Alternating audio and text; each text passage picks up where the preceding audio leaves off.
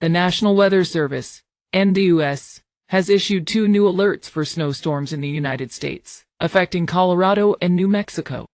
The storm is expected to move across southern New Mexico and into Texas, with snow accumulation reaching up to 20 inches in some regions. The blizzard alerts will remain in effect until Friday, December 15th, with snowfall starting on Wednesday, December 13th. The most affected areas in Colorado will be south of Denver and Pueblo, while in New Mexico, the greatest impact will be on Glorieta Mesa, the Sangre de Cristo Mountains, Johnson and Bartlett Mesas, and Raton Pass. Other states with snowstorm alerts include Alaska, Michigan, New York, Oklahoma, and Texas.